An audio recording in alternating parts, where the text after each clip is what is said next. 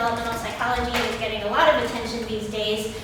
STEM learning. Actually, yesterday at the Brookings Institution, there was a whole symposium attended by hundreds of people from around the country and around the world on STEM learning for girls. And so we had this really intriguing conversation about that, a global perspective on that. And today I wanted to talk to you a little bit about research on STEM education or STEM learning and how that might be able to be applied to designing learning spaces. So we know that STEM is transforming our everyday lives. It affects how we communicate with each other, our healthcare, the food we eat, how we get to and from work.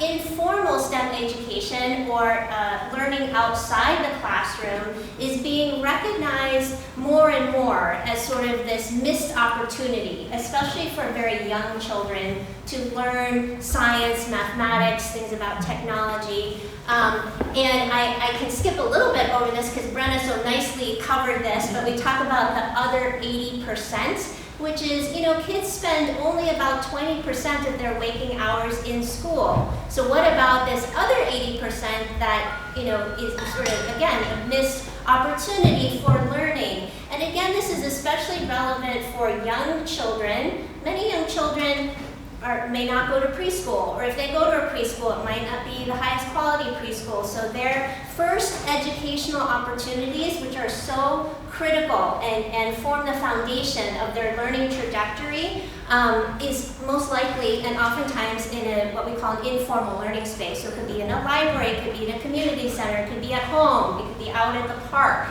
right? And so we really want to think more about this other 80%. And so today, again, I want to talk mostly about STEM learning and STEM education, and focusing a lot on the youngest children, because one of the biggest misconceptions, I think, about STEM learning is that real STEM learning doesn't happen until children are older, until they're in later elementary school or even middle school. Lots of kids don't have science class until the 3rd grade. Right? And that's like really late to be introducing children to these foundational mindsets and concepts of scientific inquiry.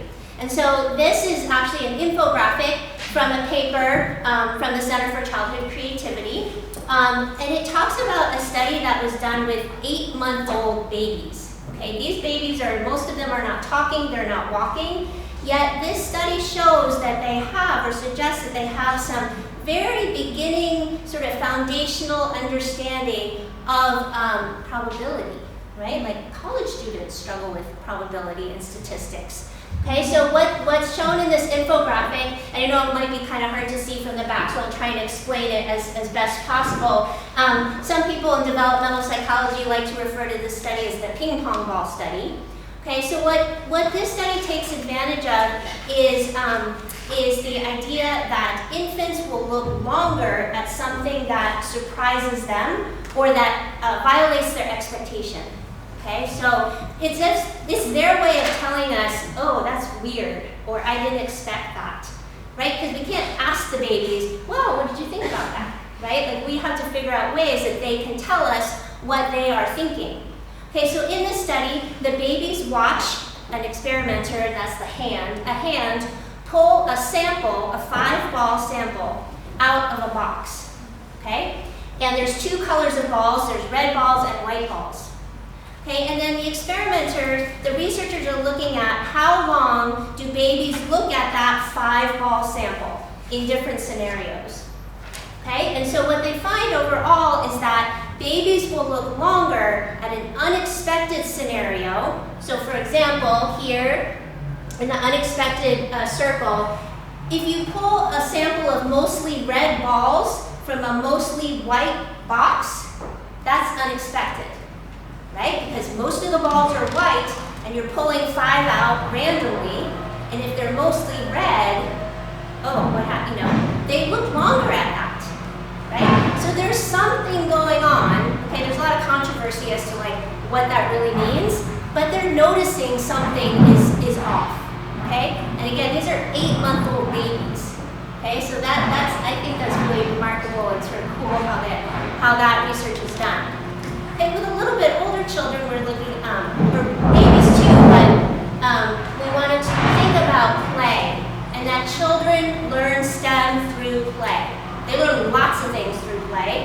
but STEM in particular is one thing that the concepts, the foundational ways of thinking can be learned through play. So just to highlight, I'm going to like compete with whatever construction is going on outside. One type of play in particular is pretend play, right? We know that all children engage in fantasy and pretend play and love to do this. Okay, I'm going to quickly go through this. So it supports a type of reasoning called counterfactual thinking. So this is a type of thinking where you ask the question, what would have happened if I had done X? Right? This is hypothetical thinking, the type of thinking that scientists do all the time. This is similar to the type of thinking that children do when they engage in pretend play. And in fact, researchers have shown a link between children who engage in more pretend play and doing well on tests of counterfactual thinking.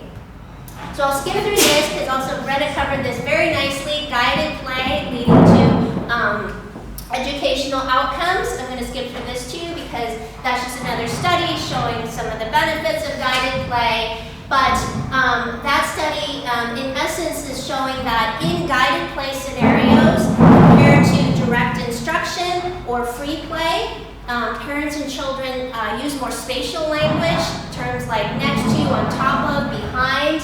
And spatial language boosts spatial reasoning, and we know that spatial skills are foundational to STEM achievement. Okay, so there's a nice link of research there. And then lastly, just to highlight another playful learning landscape, Brenna talked about many of the amazing projects, Urban Thinkscape, Supermarket Speak. This is another one, Parkopolis.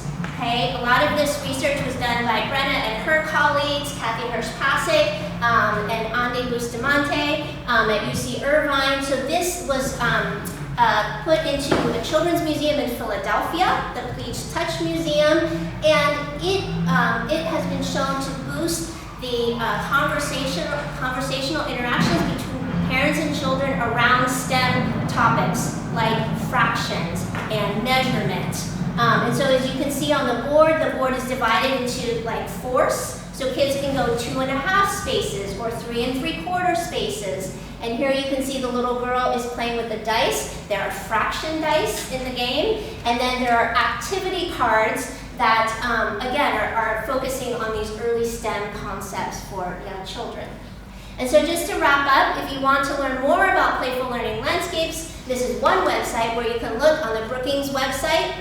There's a Playful Learning Landscapes page, and we're adding more information to it all the time. And then lastly, to wrap up, just to give a shout out to my colleagues at the Center for Childhood Creativity, if you want to learn more about our work on STEM learning, mostly in early childhood education, you can just go to the Center for Childhood Creativity and you can download all our publications for free. All right, thank you so much.